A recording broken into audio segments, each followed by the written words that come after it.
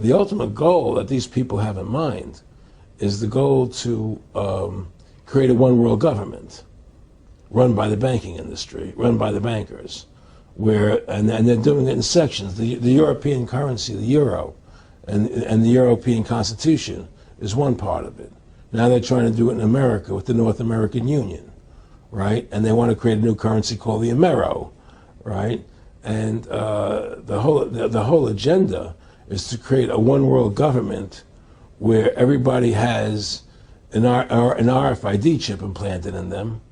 All money is to be in those chips, right? There'll be no more cash. And this is given me straight from Rockfeller himself. This is what they want to accomplish. And all money will be in your chips.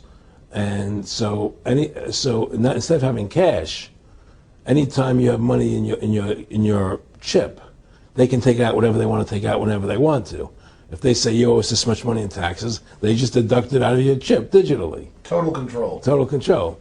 And if you're like me or you, and you're protesting what they're doing, they can just turn off your chip. And you have nothing. You can't buy food. You can't do anything. It's total control of the people. And that chip's connected to a database that has your purchasing records, what you do, what everything, you sell. Everything is in there, you know? And so they want a one world government controlled by them, everybody being chipped, all your money in those chips, and they control the chips, and they control people. And you become a slave. You become a serf to these people. That's their goal. That's their intentions. Eric, can you be specific about when you met Rockfeller, how it happened in these discussions? I met Rockfeller through a female attorney I knew who called me up one day and said, one of the Rockefellers would like to meet you. I had made a video called Mad as Hell, and he'd seen the video and wanted to meet me and knew I was running for governor of Nevada. So sure, I'd love to meet him. And I met him and I liked him, and he was a very, very smart man.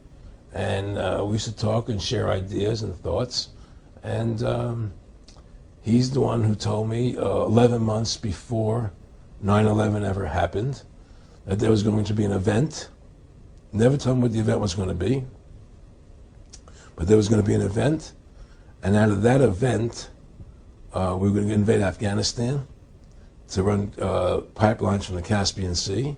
We were going to invade Iraq, you know, to take over the oil fields, establish a base in the Middle East, and make it all part of the New World Order. And we go after Chavez in Venezuela.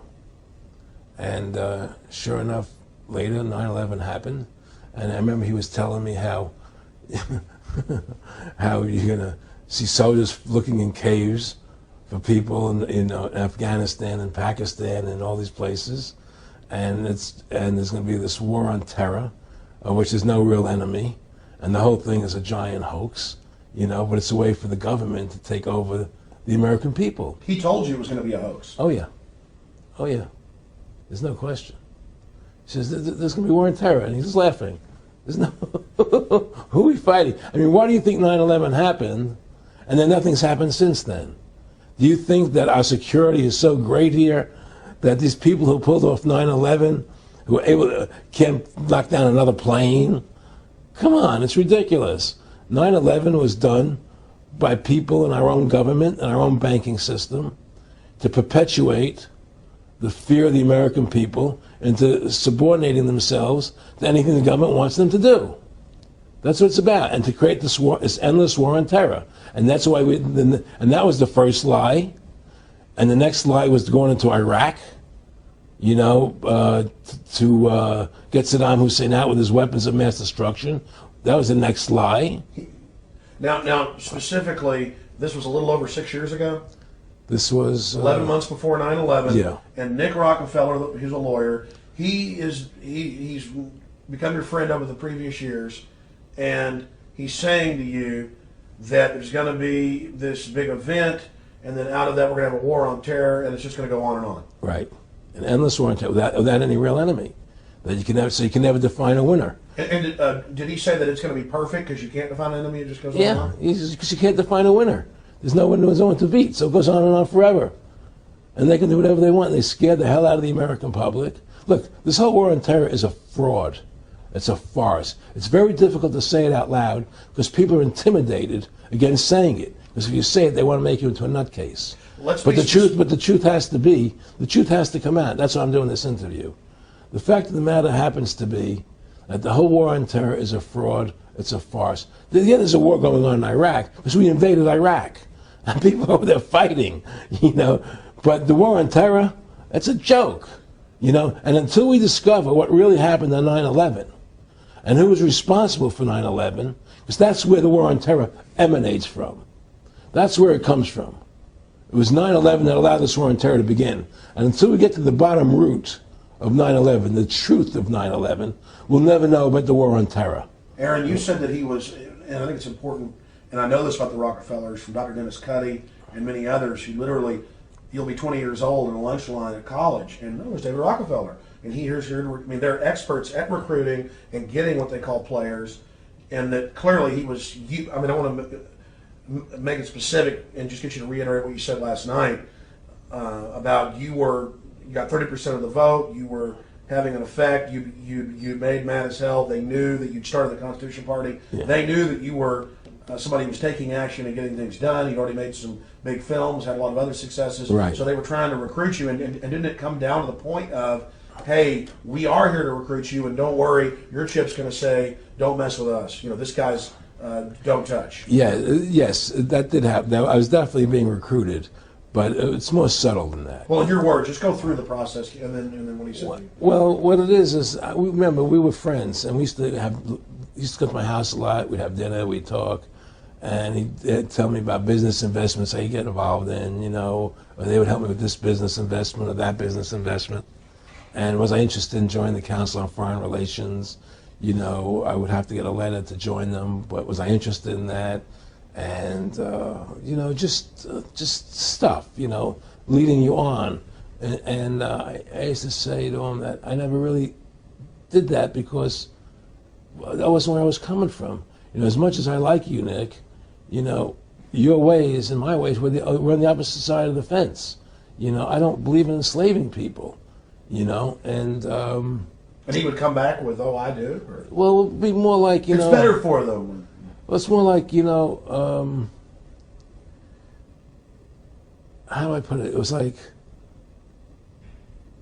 what do you care about them? What do you care about those people? What difference does it make to you?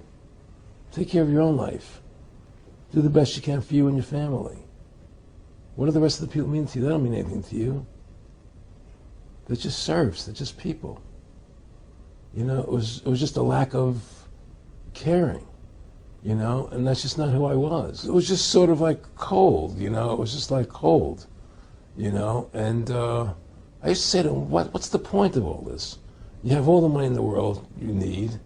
You have all the power you need. What's the point? You know, what's the end goal? And he said the end goal is to get everybody chipped, to control the whole society, to have the bankers, the elite people, you know, the bankers and some governor controlling the world. And I said, all the people in the Council on Foreign Relations believe this way you do? He said, no. You know, most of them believe they're doing the right thing. A lot of them believe it's better off being socialistic. You know, we have to convince people that that socialism is really capitalism. Because America's becoming a socialist country. It's a communist country today.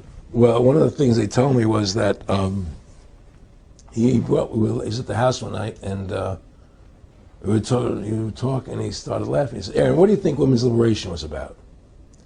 And I said, I had pretty conventional thinking about it at that point. I said, I think it's about women having the right to work, getting equal pay with men, just like they won the right to vote, you know? And he started to laugh. He said, you're an idiot. And I said, why am I an idiot? He said, let me tell you what that was about. We, the Rockefellers, funded that. We funded Women's Lib, you know?